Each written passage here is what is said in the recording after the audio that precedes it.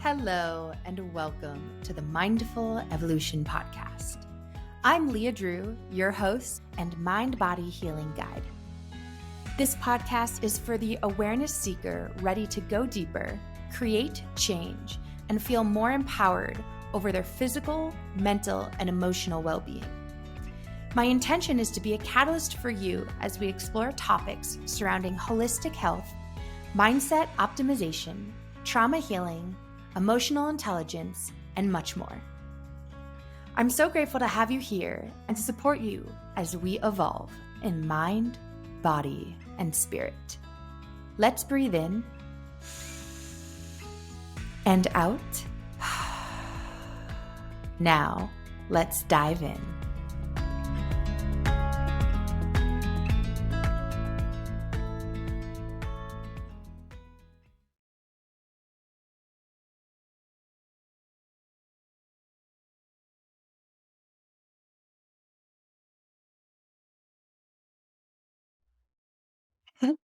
Hello, and welcome back to the Mindful Evolution Podcast. I'm your host, Leah Drew, and I am here today with one of my favorite humans on the planet, Ryan Sprague. Ryan Sprague is a cannabis coach. He is the host of two podcasts, Highly Optimized, which helps you carve your own path in life, as well as This One Time on Psychedelics, which focuses on self-exploration through plant medicines. Ryan is a fellow brother and best friend who is not only committed to his personal growth, but also to making big ripple effects on the world around him. And he seeks to teach people how to use cannabis specifically for personal growth. And I'm really excited to have him here and to dive deeper into all things today, as we always do. So Ryan, thanks for being here with me. Leah, thank you so much for having me. I feel like this is like a complete full circle. You know, you were one of my first guests on both of my podcasts, actually, when I first started them. And, you know, to be able to be here on your podcast now, it feels like a coming home. I'm so excited to dive in with you. Thank you so much for having me. It's my pleasure. It always feels like a coming home when you and I talk. It's like, oh yes, this human, this beautiful spirit. Yes, I know you. Yes, let's go. Yeah, it's been effortless since, you know, the first time we met. And for everyone listening, you know, who maybe has heard me talk about the dispensary I worked at, I actually met Leah at the dispensary I worked at.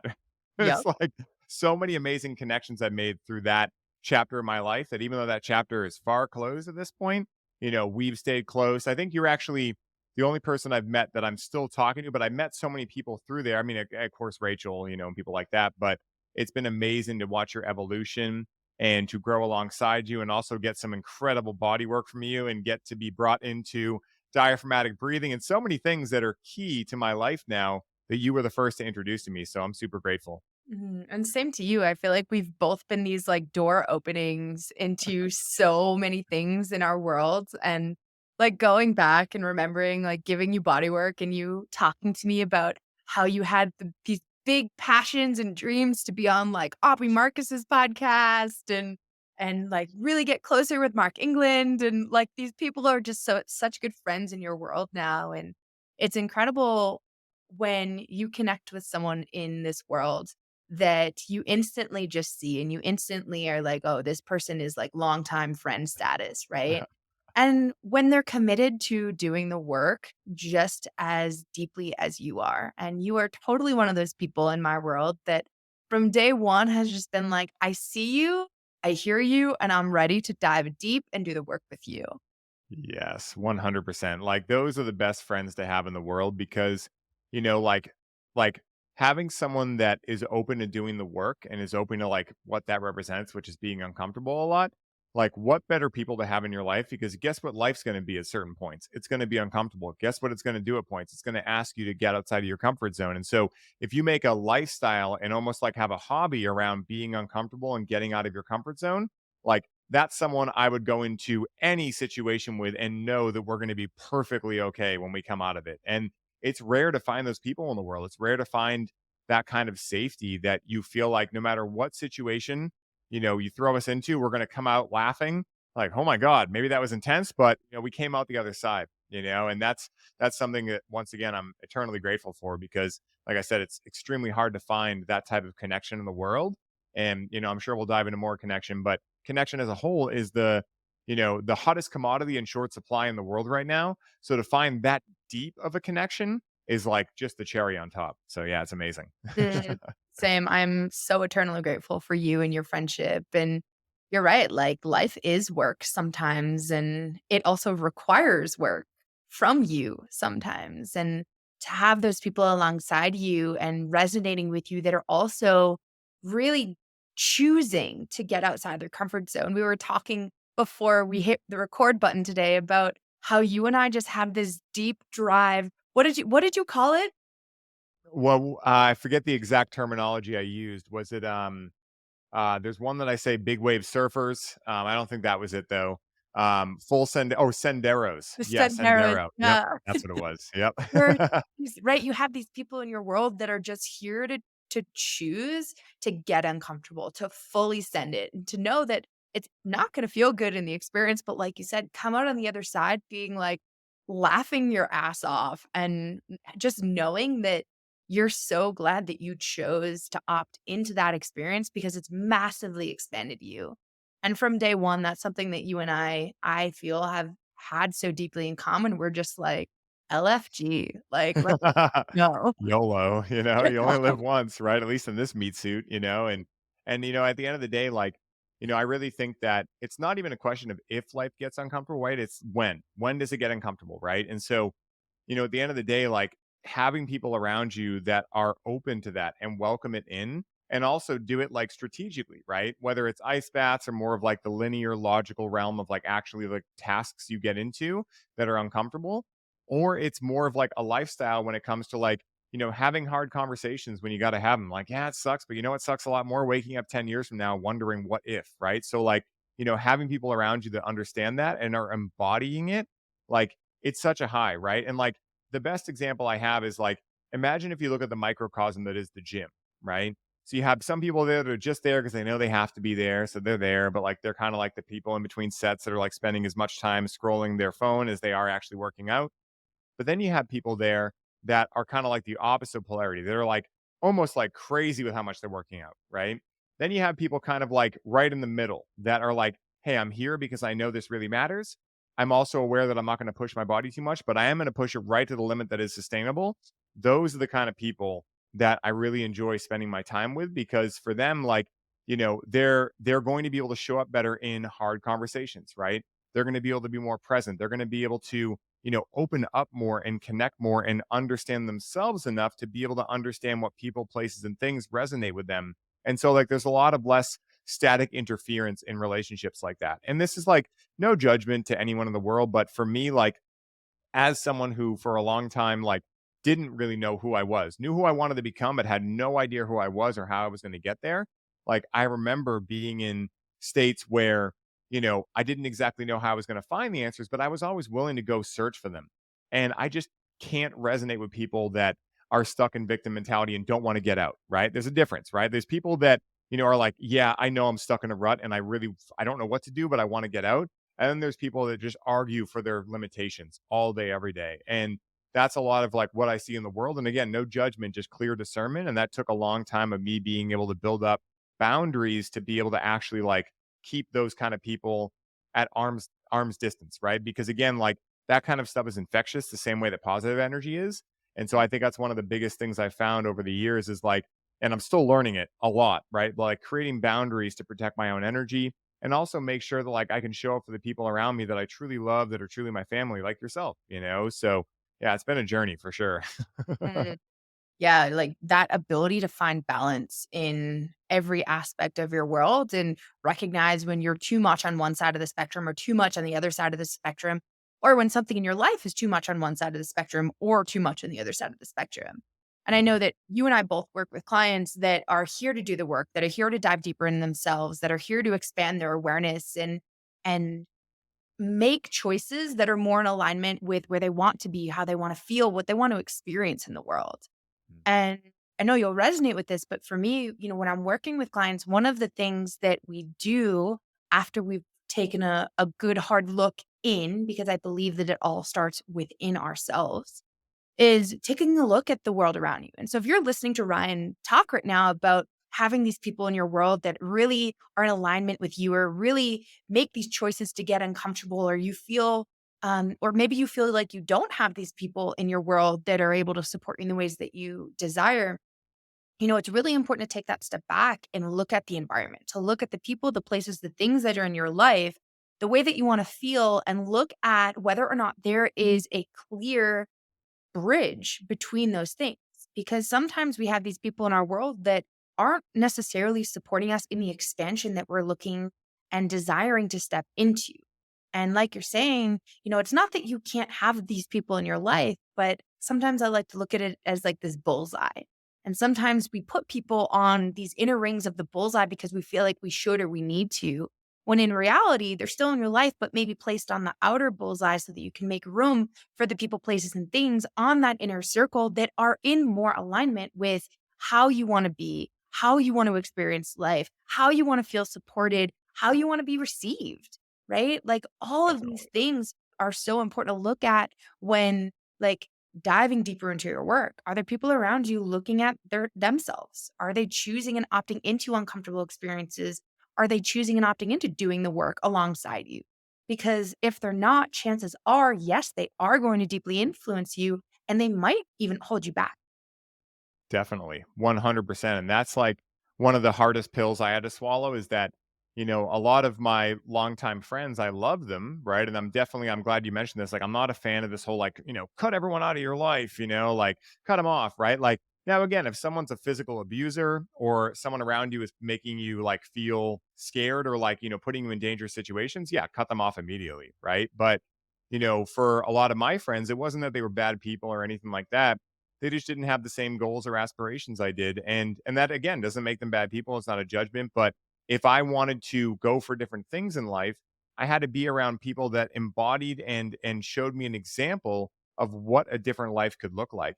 And that's where, it took me not only getting into a lot of different programs and starting to meet new people, but also traveling around and meeting new people and starting to like, see how they thought about me. And like that was one of the best things is that when you start finding people that are also doing the work and you're all on a collective mission together, you'll start validating each other for things that you've never even known were a part of you, right? Like before I started getting into like the crowds I'm into now, I never knew that I had like the joy codes, right? For instance, and that was like one of the best things I could give people for medicine. I never got that. I never got that I was a good storyteller.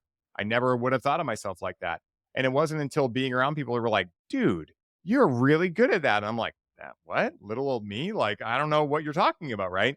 And it was very similar, like vice versa, right? Being around people, you can also be like, dude, that thing you do is amazing. And they're like, wait, what? That thing? Like, there are things in all of our lives that are so effortless for us that we would never even think of them like a skill unless someone around us is able to go, hey, not everyone does that. Do you know that? Yeah. Right.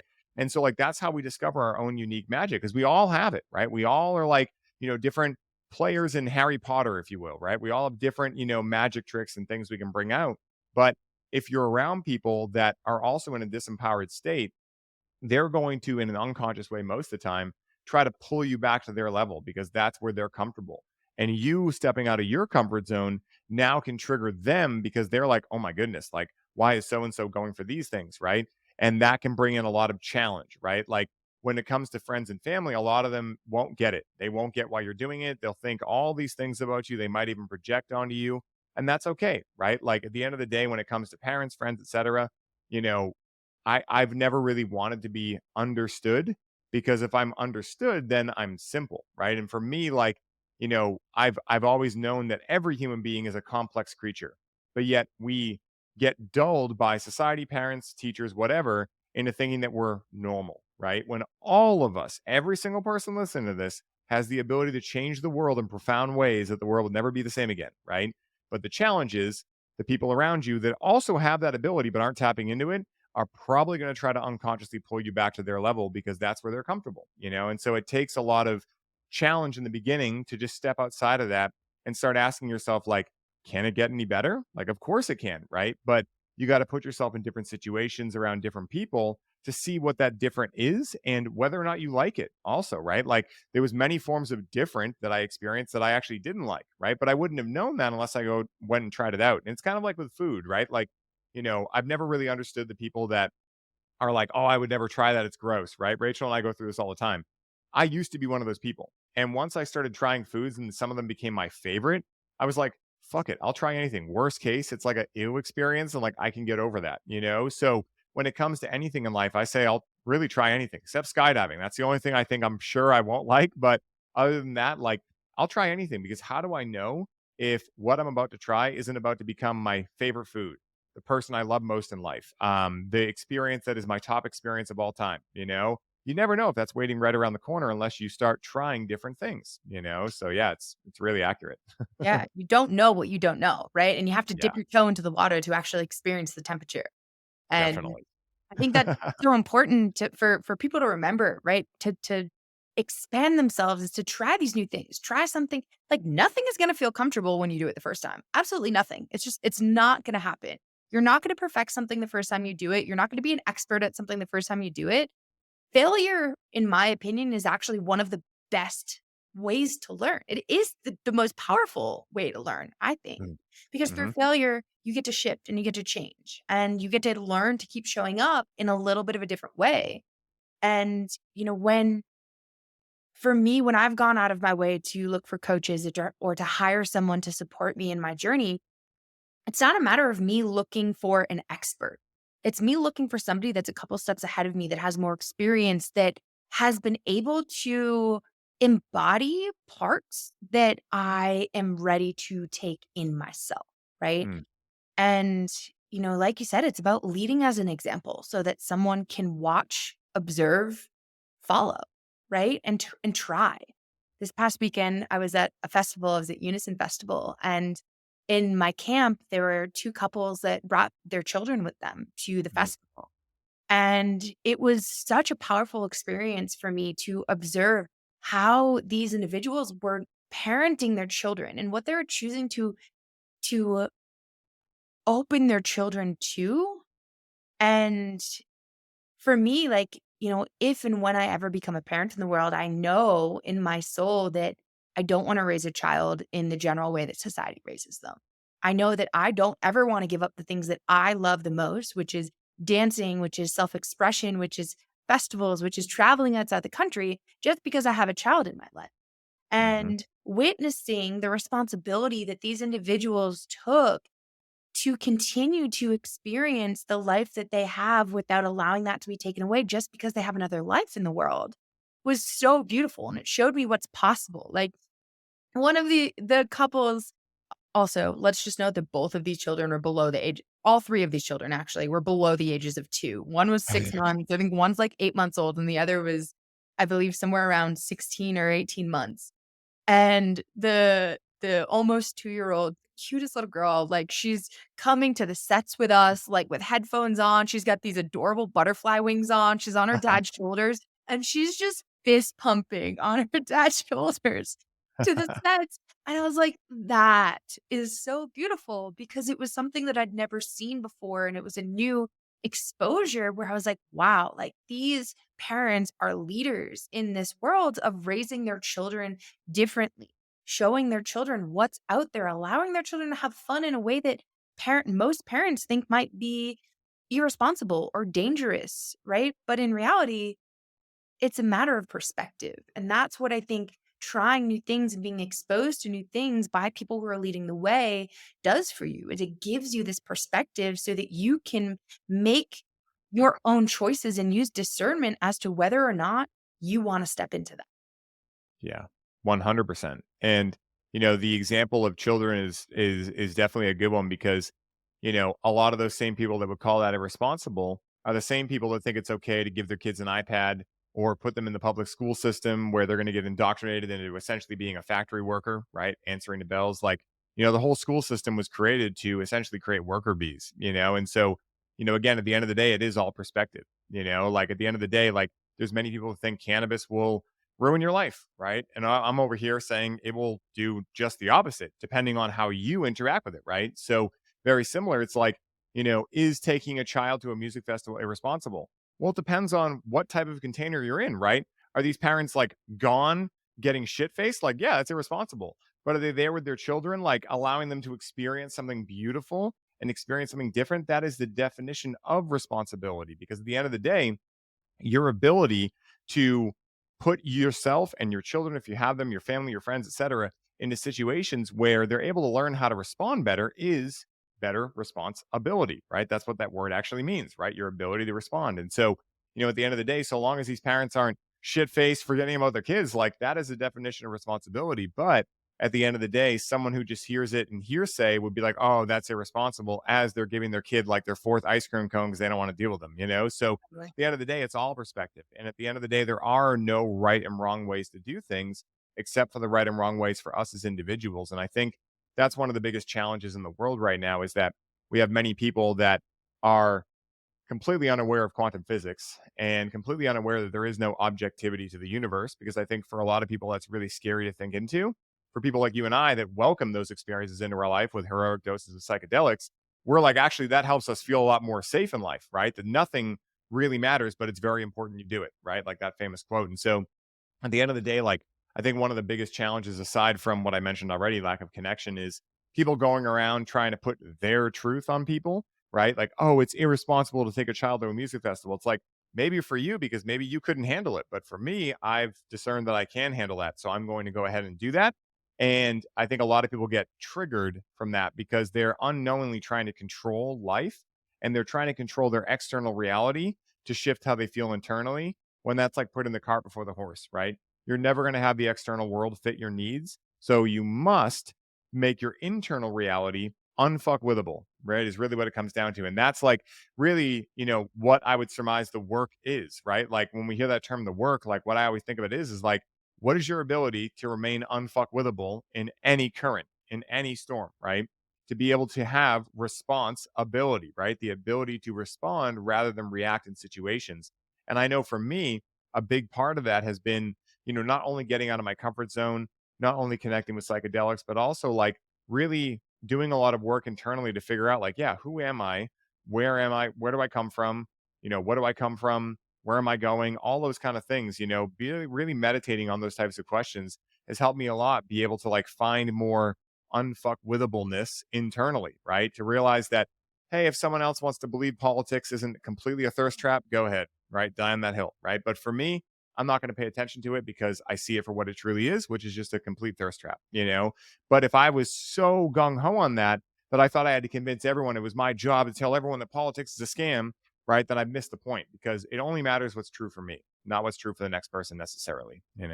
Absolutely. And it takes such a deep level of awareness and, again, work within yourself to not only become aware and understanding of these things, right? To find and discern what is your path, what is true for you, Mhm. what is right for you, but to then simultaneously be accepting that somebody else's opinion is completely different, not on the same path as yours, that be okay. And allowing that to not fuck with you, be Yeah. allowing that to lead you to be unfuckwithable, right? Mhm. So that it's not influencing you and altering you and making you mad or making you angry and making you upset.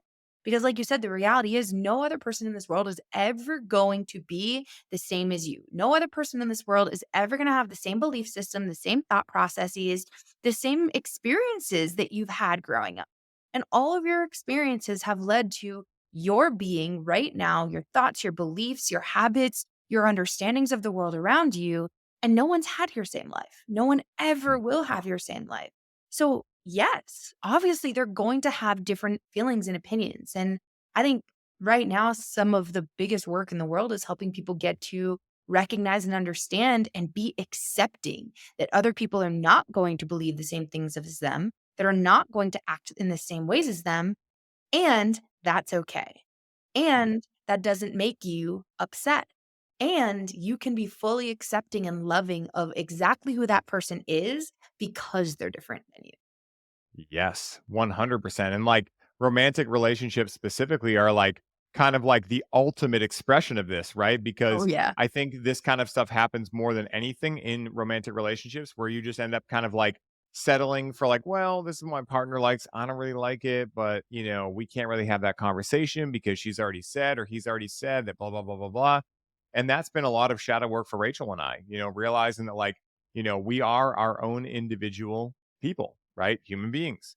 And then we're also like communing in this sacred relationship, right? So how do we kind of like, balance both of those aspects? And again, aside from going through wants and needs and things like that, like you can plan as much as you want, but like Mike Tyson says, everyone's got a plan till you get punched in the face, right? Or in the other quote, if you want to make God laugh, tell him you have a plan. So, like, the best thing that doing those kind of things can do is at least set you up to understand, like, there are going to be disagreements, right? So, let's get the if out of there and say, when disagreements happen, how can we communicate to make sure we're not projecting on one another, right? So, for instance, like, let me pull a real life example. So, like, for instance, this is like a simple one, but for me, I'm very strict with what I eat. Not because I like to just randomly restrict myself, but I've been doing this long enough now that I just know what it takes for me to feel awesome. And I have other pleasures I'd rather get than food, right? So for me, I don't really care to eat anything that's negative, right? I just don't. Now, it doesn't mean that I don't like, have an ice cream here or there or something. It doesn't mean that, but it's just like, if like for instance, I'm not going to eat rice, I'm not going to eat pasta, I'm not going to eat those things just because like they don't really work well for me, right? Whereas Rachel loves eating pasta every once in a while, right? She's a big Italian food fan. I was too, right? Until I realized like I just feel like garbage after I eat this stuff, right? So that was like a sticking point for a little while, right? Like, I really want to go to Italian food, but Ryan doesn't like it, right? So what I started to figure out was like, okay, well, you know what? I don't want to keep you from getting Italian food, and I also don't want to keep you getting it with me, right? Because that's like a fun thing, right? You want to get something you love with someone you love. So it was like, all right, how do we balance these types of things where I can go there, get something that is not going to mess my system up, so we can have our cake and eat it too. On the other hand, Rachel does not like red meat, right? Like she's not a real big fan of red meat. I only eat red meat pretty much. That's like 90% of my diet. And so for her, it's like, I didn't want to bring her to like steakhouses and things like that necessarily. But at the same time, she was like, if that really matters to you, like, I want you to be able to have what you like too. So some nights, like, she'll cook dinner and I'll make a steak, right? And just throw that instead of chicken or whatever, right? And so we found ways around it where, like, no longer is it like, why does she not like what I like or cook what I want? It's like, because she doesn't fucking like it. Why would she? You know what I mean? Like, now at the end of the day, like, we take care of each other and we do things for each other and things like that. But it's more of like realizing like, why would I want this person that I signed up to love, right, and be in love with, to all of a sudden change into who I am? Like that's completely opposite. I like her being her. I love her being her because who she is what attracted me to her in the first place. So how do I make sure that I'm not projecting my views on reality on her? Another thing, I take regular breaks from cannabis. She typically connects with cannabis every night for sleep, right? Does that mean that I'm going to tell her, "Oh my God, you're wrong for doing that"? No, I just found something that works for me and I'm going to have that work for me. She finds something that works for her and that works for her. So these are like actual real life examples of how like this concept we're talking about is played out in my romantic relationship, and how we work through it. And we still come up against stuff all the time, but those are awesome challenges because every time we grow from it. And once you get into like the mindset of like, I either win or learn, like that kind of thing, and you take it from an intellectual concept into an embodied state of being, there starts to be like almost like a meditation where like, when you first start meditating, you barely remember the mantra. Then after a while, you can think for like a second and be like, oh, I'm thinking back to the mantra. Now it's like quicker and quicker when we're in a disagreement for one of us to go, where do we grow from this? Like, what happens after this? Oh my God, what are we about to unlock? And then from there, it's all fun. So that's like alchemizing and transmuting lower dense energies into higher vibrational energies. Like, these things are so much fun, but they can also be the things that keep you in chains if you don't know how to work with them. And so I like talking about this stuff because, I just feel it helps. This is what helped me with it is like learning from other people. And I think it's one of the common challenges I see amongst people in romantic relationships is they both are starting to feel bitter over like, well, my husband or my wife, like they're doing this thing and I don't like it, but they're still doing it. And it's like, well, you're going to have to either make a decision. Do you love them enough to love them for who they are, where they're at? Or is this the end of your journey? Because there's only one decision to make. And then once you make that, just like forget about it after that, right? If you're going to divorce them or get rid of them or like, move on or whatever, like do it. Just stop thinking about it. Just do it. If you're not, then you better just like be okay with them being how they are, right? So long as they're not hurting you, so long as they're not hurting themselves, like doing crazy, insane drugs or something like that. If they like having a beer after work or they like smoking a joint or they like, their steak a different way that you like it, just like you signed up for that. Just deal with it, and that's how I look at it now, and it's helped me a lot for sure. Yeah, I definitely think romantic relationships can be one of the biggest teachers in this realm, and it's a matter of like accepting someone not to love them, but accepting someone because you love them. Yes. And there's a big difference in that. And I love that you brought this up because I think this is a beautiful transition into some deeper conversation around conscious cannabis use because Mhm. there's a lot of the world that's still very torn between legalizing marijuana and accepting this into society, and Mhm. who's also on the other side of this being like, no, marijuana is dangerous. I don't want this. I even had a conversation with someone this past weekend. For me, I feel that it is absolutely wrong to drug test someone and Mhm. fire someone because there's marijuana in their system.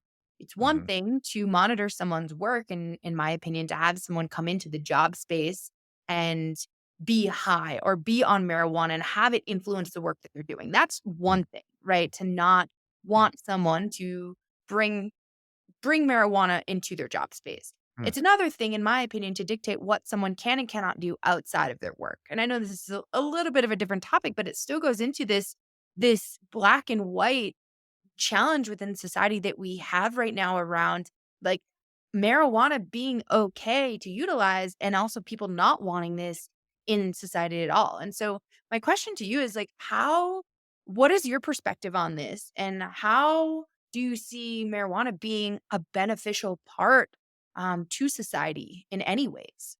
Yeah, this is a great question, and you said it perfectly, black or white, right? Like, I'm a big fan of hermetic principles because no matter how much people might not like them, they are the rules of the universe, right? And so, like, when you look into these laws and you apply them to life, you start to see a lot of patterns playing out. So, the law of polarity, right, basically states that until someone becomes conscious of what they're doing, they're going to swing from pole to pole, right? So, whether you look at politics, right, one side to one side, right? Whether you look at cannabis, right? You should use it all day or you should never use it, right? Whether you look at carnivore versus veganism, right? Like there's these polarities everywhere throughout life. When in reality, the middle way is the way, right? Just like the Tao talks about. And so, how I talk about it is that the hard pill to swallow that most people are not willing to swallow is that whatever results someone is getting with cannabis, say nothing about cannabis and everything about them. And I know that can suck to hear, but my intention is to move life forward, right? Not to stay in the shit that we're in. And so at the end of the day, if someone listening to this is either a cannabis user who is blaming the plant for why they're lazy, anxious, paranoid, etc., or there's someone listening to this who's never connected with cannabis and is more of that thing of like, oh, cannabis is bad. It's like, no, human beings do bad stuff and silly things. And that says nothing about the tool itself, right? The plant has never held a gun to anyone's head and told them to interact with it, told them to not pay their rent to buy it instead, right? This has never happened. And so at the end of the day, if we want to figure out a real solution to this and like real conversation to have around this, let's first take full ownership over the fact that whatever results we get with the plant are our responsibility and our responsibility alone. And how we do anything is how we do everything. So this isn't just something that I teach with cannabis. And this is again why I love hermetic principles. Like these are rules for life. And so again, like how I teach people to look at cannabis can be extrapolated into every aspect of their life. Imagine if you were to realize that your health was your responsibility and yours alone, right? Someone might say, well, I was born with diabetes or any of these things. Yeah, I'm not saying that challenges haven't faced you, but it's now your responsibility to deal with it, right? It might not seem fair, but what's really unfair is making yourself believe that you have no control over your internal reality and your experience of life, right? That's what's really unfair. And that is the pandemic or epidemic that I am looking to obliterate is people not taking full responsibility for their lives because I was one of these people. I was one of these people that would blame cannabis or other things for why I felt the way I felt. Oh, I would go, to further my education, but I can't afford it right now as I'm spending money on frivolous stuff, right? So I've seen these own patterns in my own life play out. And again, the victim mentality, which is really what we're talking about, kind of like in a backdoor way here, is super sneaky because it feels great in the moment to like relinquish all responsibility. Well, I would do XYZ with my life, but I'm just addicted to cannabis. I don't know, I like it and I can't get away from it, right? Well, in reality, you can do anything you put your heart and mind into, right? I'm living proof of that. If I can do it, literally anyone can. So at the end of the day, like, these excuses are just things that really cock block you, right? And they're thirst traps. And so when we talk about conscious cannabis, really what I want people to know is that the history that you've been sold around cannabis is completely false, right? Most people think they know cannabis based on the last 100 years of propaganda, right? So maybe they don't fully believe now that this is your brain on drugs or that reefer madness is a thing, but they also believe the stigma around, well, we don't know if cannabis gives you cancer or any of these things. Cannabis and tobacco for that subject as well, because that's another hot topic. Both of these plants have been utilized for over 10,000 years, right? So I have a book right behind me, right there, that is called Liber 420, right? Cannabis, Magical Herbs, and the Occult. And so this is Chris Bennett's work in researching how cannabis has been a part of almost every occult and spiritual practice for the last 10,000 years. Quite the red pill to swallow for people that think cannabis is still like the thing that Cheech and Chong use and it's just some stupid plant. And even the people in the psychedelic communities, right? Like we're talking about polarity, right? So there's the people of like, let's just say the soccer moms that are like, hey, I don't want anything to do with that. There's also the psychedelic community that puts it down, right? So it's on both polarities. But at the end of the day, this plant is here, I truly feel, to do a couple of different things, right? To ultimately connect us back to our true self and give us the opportunity, if we follow its breadcrumb trails, to reach and access self realization. That's truly what any of these plants or teachers can do, right? Like, what is a coach? What are they really getting you to do? It might be like getting you better at business or whatever, but all of that comes down to like you understanding who you are more. That's really what everything is in life, right? So, again, these plants can help us remember who and what we truly are as divine beings having a human experience. But the thing that most people miss, right? And this is where a lot of people, I think, feel a certain disdain around cannabis is that they fail to understand that the plant's job is not to tell us the how, it's to show us the what. And it's up to us as human beings to fulfill the how, right? So, to give an example of this, let's say you go into a ceremony with cannabis and you have an intention to explore a creative block that you felt in your life. You just haven't been able to access creativity and you're stumped, right? You can't solve the problem from the same level of thinking that created it, right? So, you could either go pay for a coach, right, and leverage someone else's level of thinking, or you could shift your own state of consciousness.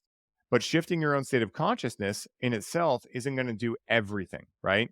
It can put you into the room, but what you do in that room is up to you, right?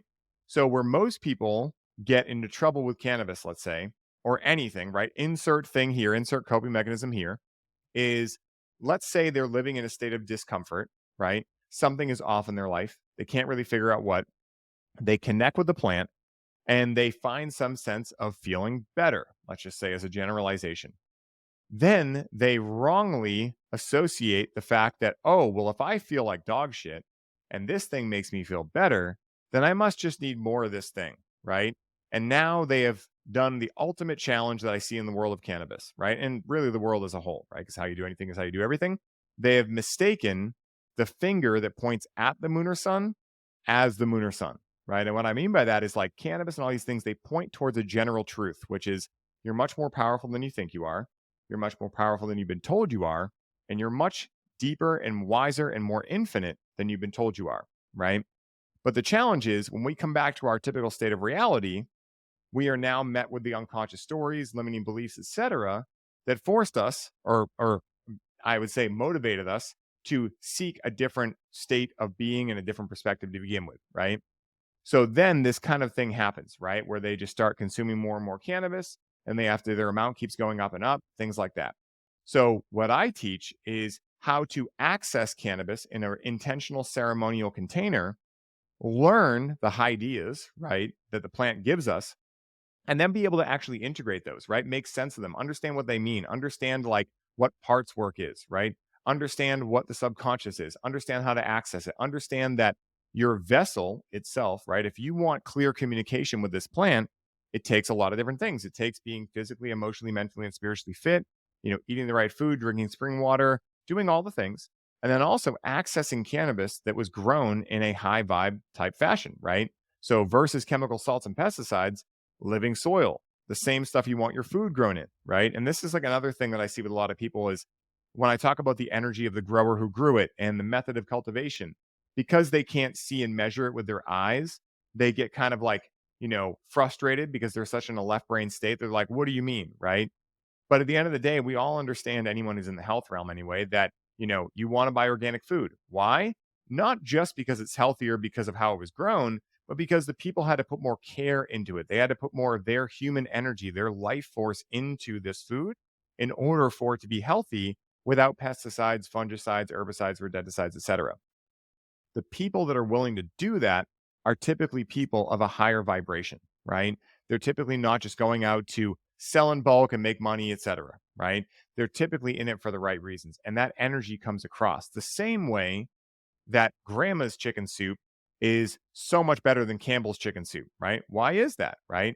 Well, one might say, oh, maybe the ingredients are fresher, etc. But there is something called love that, when is put into something, intention of love, right? Caring for a family or something like that. When that gets put into food, you can feel the difference, right?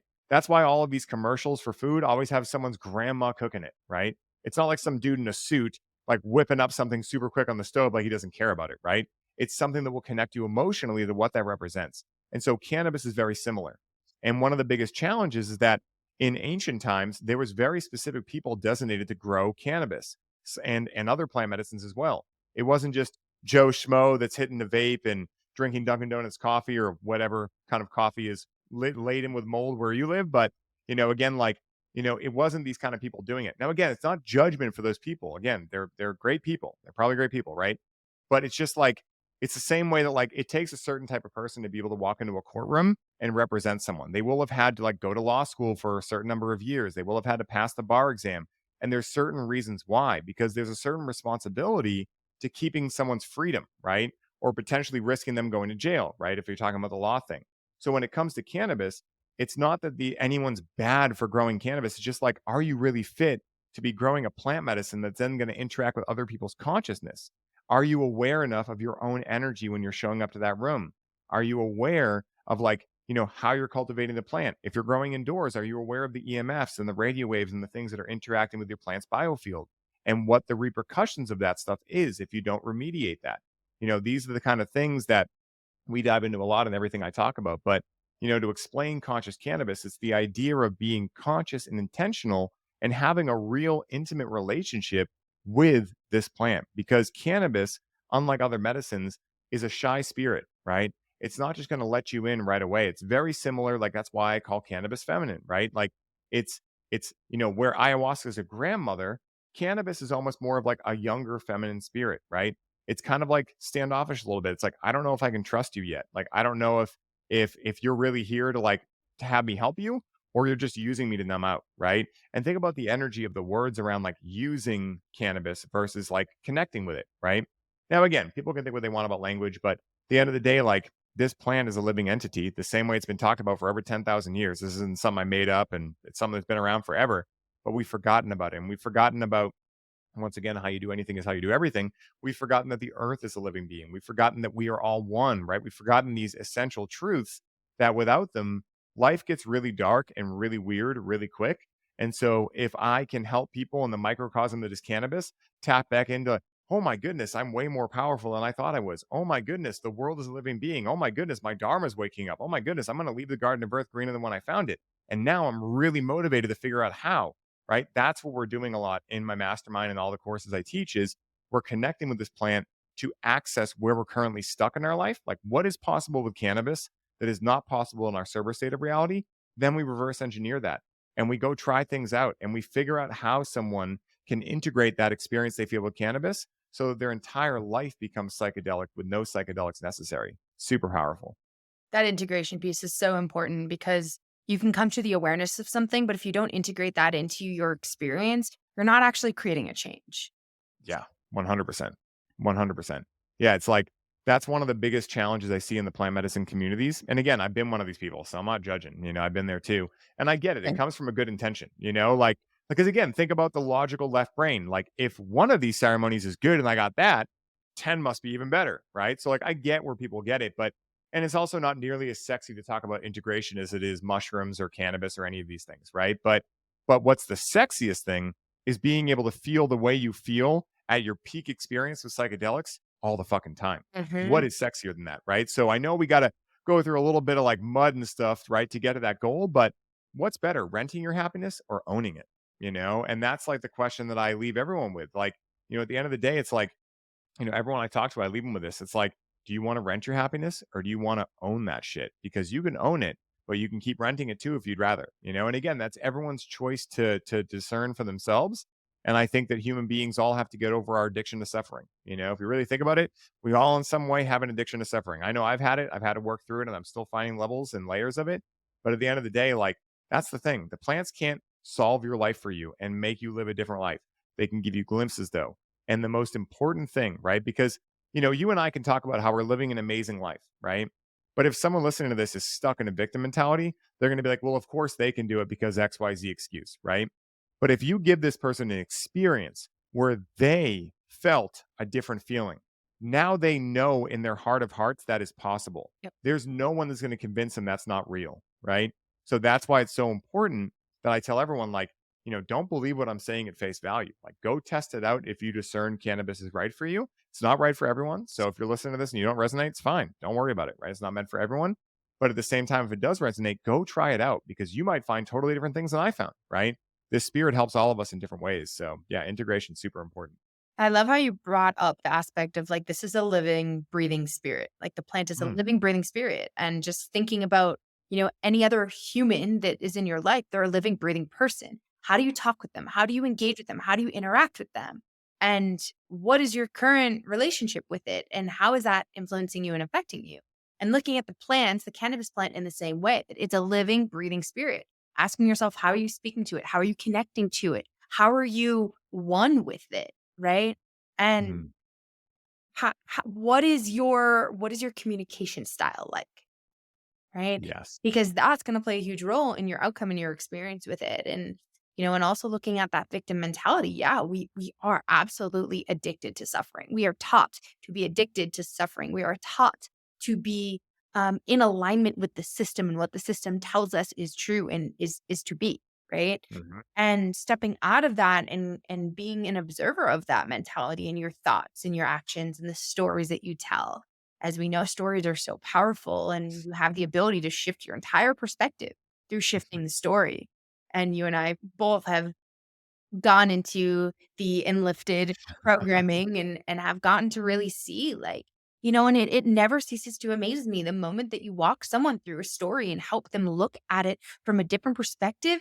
It flips so many dominoes. It changes the entire structure of how they think, how they act, how they choose to show up in the world.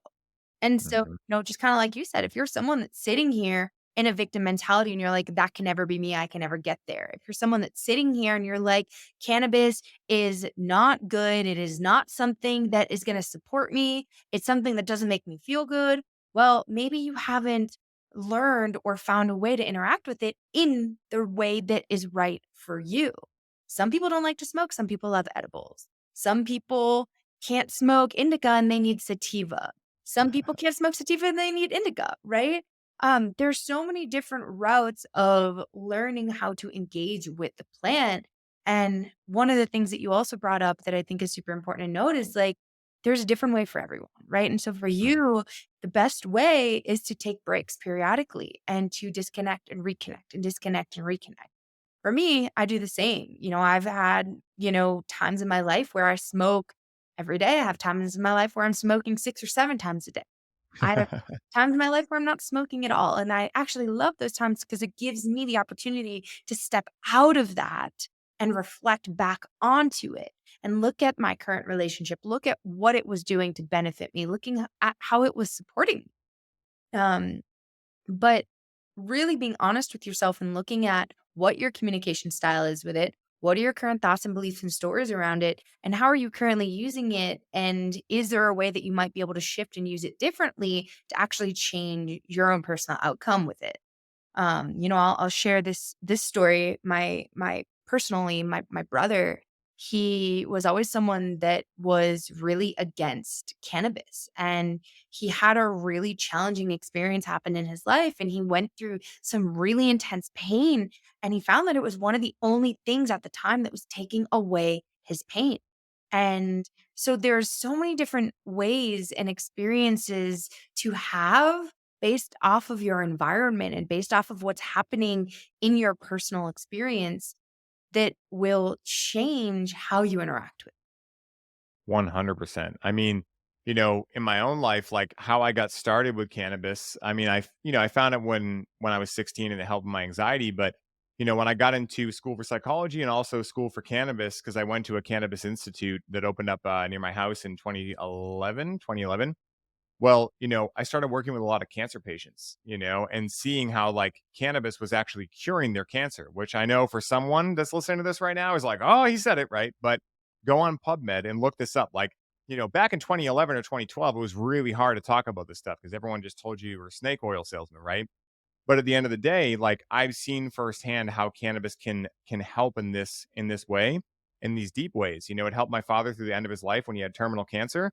Shit was painful. He was going through seizures and all this stuff, and cannabis was the only thing that helped him and gave him his dignity and allowed him to keep his dignity all the way through death, and also his hair, which he had a great head of hair and he did not want to lose it, right? So, again, like these kind of things where again, I'm not saying that hey, just live a shitty lifestyle. And if you get cancer, just take cannabis and it'll fix it for you. I'm not saying that, right? Like, for the people that I helped work through cancer with cannabis, like path was challenging, right? Because you know what else cannabis does aside from killing cancer cells? Well, THC technically kills cancer cells and CBD inhibits their growth. But you know what else it does? It brings all that fucking shadow shit to the top, right? And a lot of shamans talk about how cancer is unresolved anger coming to the surface, right? And so like you were talking about a second ago, like some people might find, oh, cannabis makes me anxious or paranoid. It's not. It's reflecting your internal state of reality back to you. And typically in our waking state, you can look into parts work. I know you know about it. For anyone listening, though, you can look into parts work to understand this a little bit deeper. In our sober state of reality, we have parts of us that are wounded and we have protectors that are protecting us from even accessing them. Now, in a scientific way, this looks like the ego and default mode network or beta brainwaves. So as soon as we start slipping into alpha and theta with the help of cannabis, theta is the doorway to the subconscious. So we start having things come out that typically can't because the protectors are usually protecting them.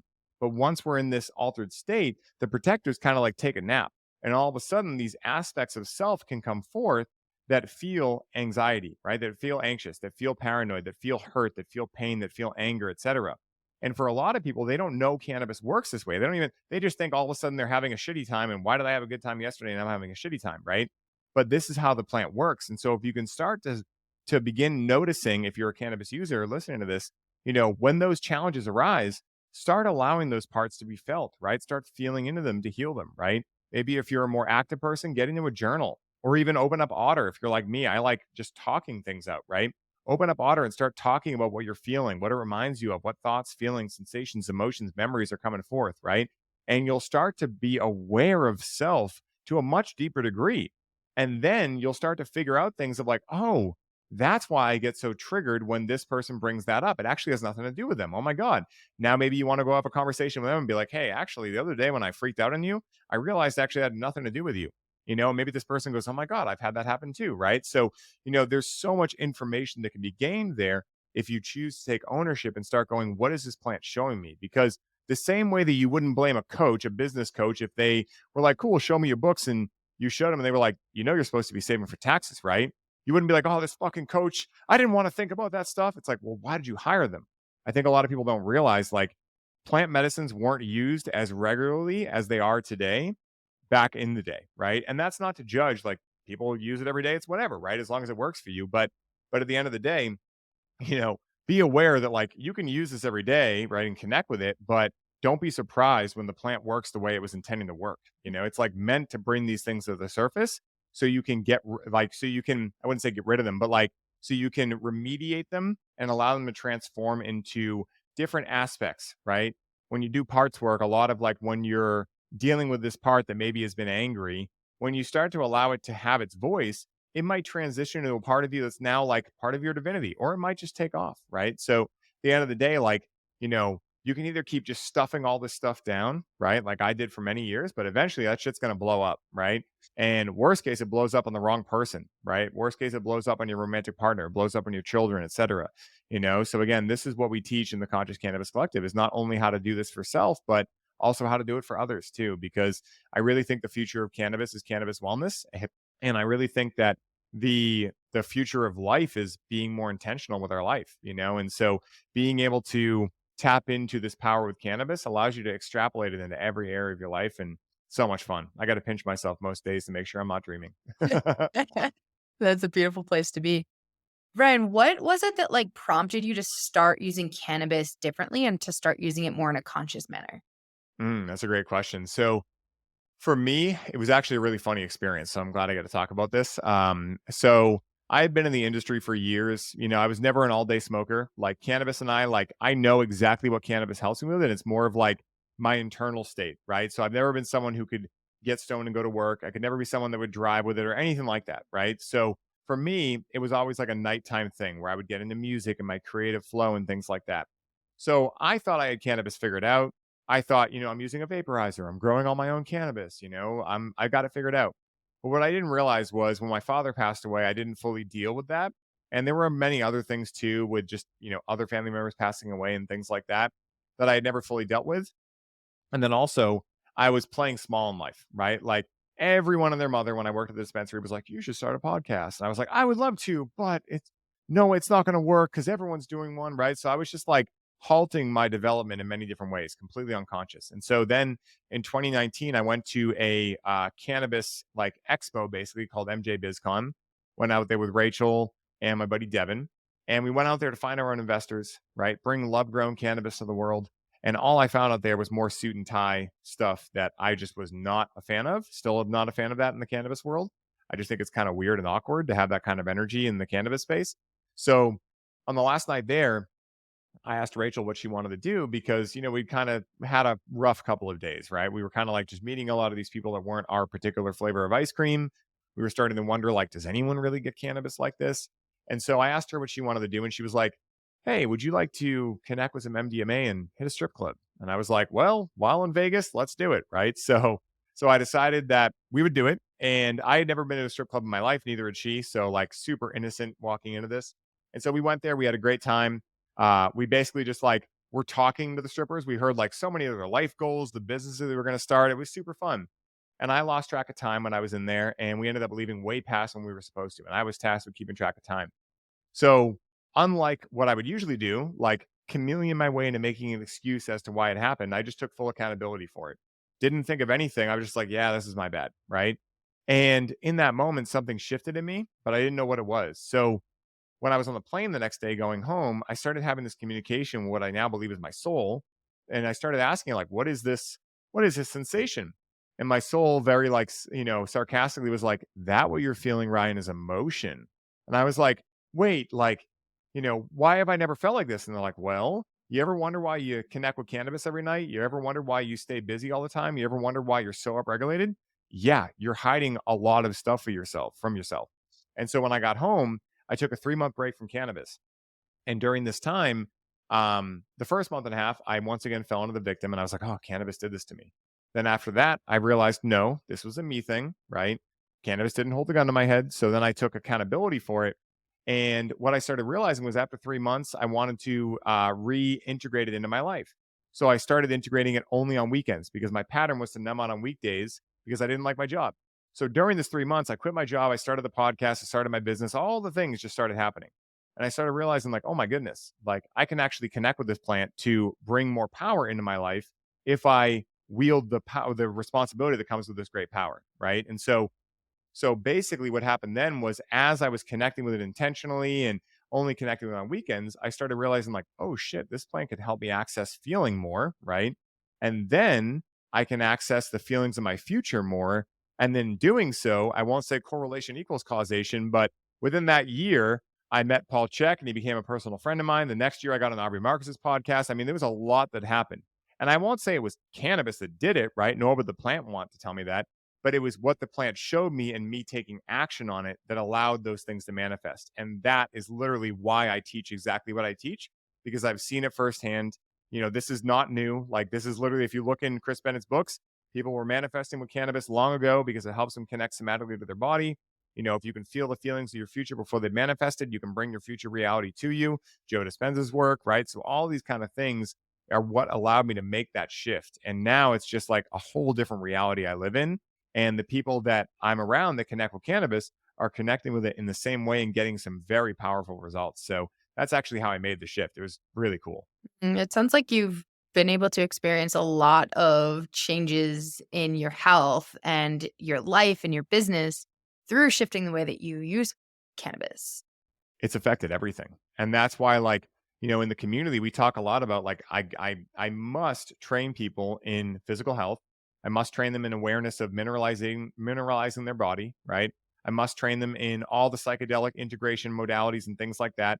But I also must train them in like business, marketing, sales, like whatever they want to go do. So I don't like specialize in all of these things, but we talk about all of this because, all of these things, whether it's getting your own physical, emotional, mental, or spiritual health in order, or whether it's like going for your win, whatever that is, both of those areas of life can help cannabis work better. And the better cannabis works, the more it can show you. And the more it shows you, the more you can take action on. And the healthier you are, the more energy you have to take action with. So it's like this perfect like circle loop of reciprocity, right? Where it's like you get a better diet, cannabis works better. Cannabis works better, you get more downloads, more energy equals better health, right? So it's like, regardless of how you look at it, you really it allows you to get into every aspect of life. And that's what I love so much about it. Because for me, I'm so passionate about many different subjects. But at the end of the day, like being able to do what I do allows me to talk about all of them because they all matter when you talk about connecting with a plant medicine. So yeah, it's really cool. That is really cool. And I'm glad that you're taking all that information and like sharing that with the world in the way that you are. And, you know, you are the cannabis man. I'll come into contact with people, like random people, and they'll be telling me how they heard this guy on this podcast and he totally changed their relationship with cannabis. And I'm like, by any chance, is his name Ryan Sprague? And they're like, yeah. I'm like, oh, you know, we're best friends. It's My favorite so That's my favorite moment because it's, you do have a deep niche and you are really helping people like dive deeper into this self-development world, and hold this mirror up to them through cannabis. And I think it's a really powerful ability for someone to have at their fingertips. thank you, And, Leah. kind of given that, like, I'm curious, what do you see as in the people that you work with as one of the main challenges that they face in their cannabis use? Yeah. So the biggest challenges I would say, kind of like opposite polarities, are on one side, dependency, right? Like, how do I stop connecting to this plant so often? That's like one challenge for sure on one side of polarity. The other side is almost the opposite. Like, I've maybe connected with cannabis in the past. Maybe I haven't. Maybe I'm a completely newbie to it, but I'm really aware and intentional, or I wouldn't say concerned, but that's like the best word I can come up with. Concern with like making sure that I connect with it in a positive manner, right? That I don't just end up like, using it to numb out, but I actually like connect with this in a way that it makes my whole life be more beautiful. And so those are the two polarities I see when it comes to challenges. And really at the end of the day, they both have kind of a similar solution, which is like, okay, let's look into your relationship with yourself, right? Let's figure out how you treat yourself. Let's figure out what your goals are, right? And then let's reverse engineer it for on one side, let's say with the dependent person, like, okay, let's figure out like why you're connecting with the plant so much, right? Because cannabis dependency is not the issue. It's the coping strategy that deals with whatever the issue is, right? So I have a lot of people reach out like, I have to quit weed. And I'm like, you don't have to quit cannabis necessarily, right? That might be the answer. But let's first figure out why you're going to it in the first place, right? The So roots. yeah, exactly, exactly. So whether it's that or the other side, right? Like, hey, you're starting to entertain the idea of connecting with cannabis. Well, let's figure out why, right? Like, what are you looking for it to help you with, and what's the root cause of you feeling like right now you need some support and getting a different perspective, right? So, regardless of what side of the polarity it's on, it's really the same solution, right? Which is really just self awareness through really getting curious about who you are, why you're going to these things like cannabis for coping strategies, or why you're seeking out cannabis as a ally in your life if you're not currently Right. dependent on it, and then figuring out then how we create a plan that works for each individual. Because one thing I know is that, you know I say often, whatever you can't take 3 days off of owns you, but that doesn't mean I'm telling people they can't connect with cannabis every single day, right? It just means like, if you do connect with it every day, could you stop for 3 days? If so, that means you have a pretty good relationship with it and yourself, right? If you can't, that then says, okay, you have a dysfunctional relationship with yourself and therefore anything external to you, which is your substances, the people, places, and things in your life, etc. Right. So those are kind of the main challenges I see in how we go about remediating them in the work we do. Mhm. Yeah, self-awareness is key, and I love that this is a beautiful magnifying glass into optimizing and connecting deeper with cannabis. And Definitely. Ryan, my last question here is how do you see how do I want to word this? What impacts do you see can be made in the world through connecting cannabis and self-discovery? Ooh, man, this is a good question. So, what impacts in the world, ultimately deeper and more connection. That's like the ultimate thing I come back to is more connection. First to yourself, right? Because you can only have externally what you have internally, or said differently, as above, so below, as within, so without, right? Law of correspondence. So being able to connect deeper first to yourself and then allowing that true connection to self realization, whatever you want to call it, to lead you to the proper people, places, and things that are in resonance with who you truly are without all the masks on, without the stories, etc. That is the number one thing because when that happens, when we increase connection, we start seeing ourselves as one. We start seeing the planet we're living on as a living entity, right? We start being able to help each other, right? No matter what the color of our skin is, no matter what our gender is. And we start also banding together against the ridiculousness that is going on in the world right now, right? Allowing this 1%, not even the 1%, it's not them, it's more again, more or less like the political powers and these kind of like, behind the scenes powers to dictate how we're acting in life and what we're putting in our bodies and these kind of things. When we're truly connected, we don't need them. We don't need them for that because, this person's growing that food, this person's doing that, this person can build houses. Like, I'm not saying we go back to living in yurts or anything, but I'm just saying, like, being able to connect more to our true power and then being able to have the right people, places, and things around us create a less dependency, less of a dependency on the systems, and therefore they can't control us in the ways that they're currently trying to do so. Right? Like if you don't want to put, let's say, certain things in your body, you can't have certain jobs. Well, if you have a really solid community where you can do your work freelancing, that doesn't matter anymore, right? You can make your own decisions and discern what's right for you, right? The same way it should be. And so that's the ultimate thing I see is more connection in the world because it is a hot commodity, probably the hottest commodity and the shortest supply in the world right now, even though we're so connected with social media, even though that's not true connection. So, yeah, that's the ultimate thing I see. I couldn't agree with you more. I think connection is one of the most important things that we deeply need as a society, as a world, on so many different levels. And so I'm glad that you're doing this work to help other people go deeper into theirs to deepen that connection and expand community in more areas of the world. So Thank you, Leah. Ryan, thank you so much for sharing all of your knowledge and your beautiful presence and your energy. If people are interested in learning more about you, or if people are interested in learning more about how to step more into conscious cannabis use, where can they go? Yeah. So, Leah, first of all, thank you so much for having me on. It's been a blast. Thank you for everyone tuning in. I always am very appreciative. I know time is the most valuable resource. And so, anyone that shared their time with us today or any other day, I'm really appreciative of. And so, if you guys want to find me at The Real Ryan Sprague on Instagram, is the best place to find me. Shoot me a DM. I love chatting. Hopefully, you like voice notes because that's all I'm going to send you. But I love chatting. So, definitely hit me up. And then Leah, I'll give you for the show notes too. If someone is interested in what I'm talking about and they want to go try it out for themselves to see if it works for them, we have a free guide called the Conscious Cannabis Guide that is amazing. It's going to give you a lot to work with. Go try this all out. Like I said, I never want to be a talking head, right? Go test it all out. And if you find value there and you want to go deeper, let's talk about the Conscious Cannabis Collective. And when you download the book, there'll be information of how to book a call with me, a free call where we can dive in and just really weigh the options, right? Like my job is to make sure that someone knows exactly what they're getting into and that it's right for them, right? So I'm not like most salespeople that are going to try to push you into a purchase. I really don't care. At my, in my mind, like the most important thing I can do is make sure someone is wielding discernment properly to understand what they're getting into. And so those are the best places to find me. You can, of course, find the podcast, it's Highly Optimized Podcast, and the This One Time on Psychedelics podcast, but Instagram is the best place find me. Perfect. I am excited to throw that freebie in and check it out for myself.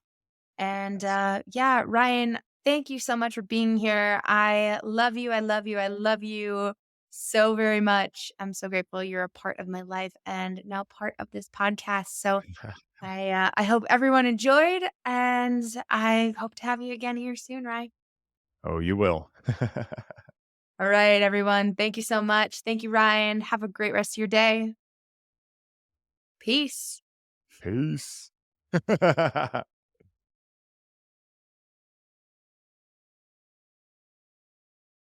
Thank you so much for tuning in with me today and for continuing to opt in to your inner work. If you found value in this conversation, please share it on social media or with someone you know that values both healing and growth. And I'd also like to invite you to join the Holistic Healing Tribe. This is my private community full of self-healers who are on a mission to optimize their physical, mental, and emotional well-being. Click the link in the show notes to join the tribe. And when you join, I'll send you my favorite things that have made the biggest impact on my health, my healing, and my growth. And finally, if you're anything like me and deeply care about seeing a more mindful approach to human evolution, please leave a review to help us reach more listeners and make a bigger impact on the world around you.